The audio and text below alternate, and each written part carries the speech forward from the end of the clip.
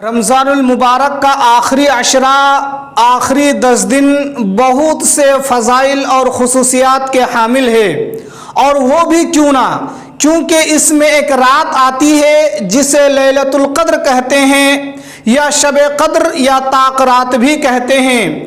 اسی رات میں اللہ تعالیٰ نے بندوں کی ہدایت اور دنیا و آخرت کی کامیابی کا عظیم ترین پیغام قرآن مجید نازل فرمایا۔ انا انزلناہ فی لیلۃ القدر، ہم نے اس قرآن کو لیلۃ القدر میں نازل فرمایا۔ یہ اتنی عظیم رات ہے کہ بندے کما حقہ پورے طور پر اس کی عظمت اور فضیلت کا ادراک و احساس نہیں کر سکتا ہے۔ اسی لیے اللہ تعالیٰ نے فرمایا وما ادراک ما لیلۃ القدر، اور تمہیں کیا معلوم کہ لیلۃ القدر شب قدر کیا ہے؟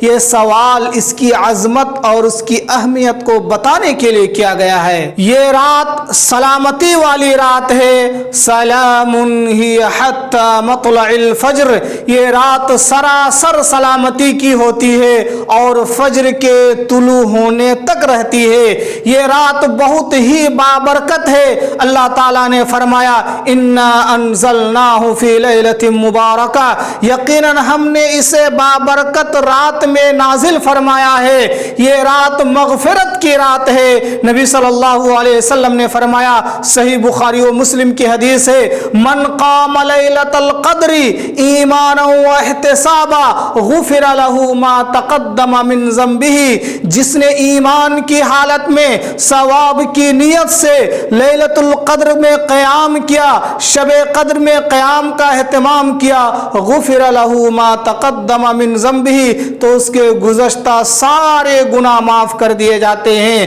جو شخص اس رات کی تلاش میں رضائے الہی کی خاطر اللہ کی عبادت میں مشغول رہا، وہ اس رات کے اجر و ثواب اور اس کے خیر و برکت سے مالا مال ہو گیا، اور جو اس رات میں عبادت کی توفیق سے محروم رہ گیا، وہ اتنے خیر و برکت اور اجر و ثواب سے محروم ہو گیا کہ اس کا اندازہ لگانا ممکن نہیں ہے۔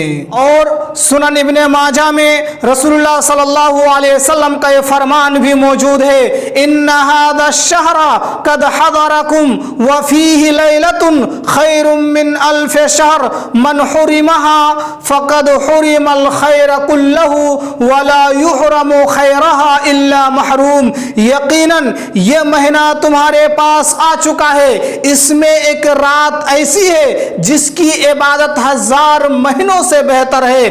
جو شخص اس سے محروم ہوا یقیناً وہ مکمل خیر و ثواب اور بھلائی سے محروم ہو گیا، اور حقیقی محروم و بد نصیب ہی اس کے خیر و بھلائی سے محروم ہوتا ہے۔ اس ایک رات کی عبادت 1000 مہینوں سے بہتر ہے۔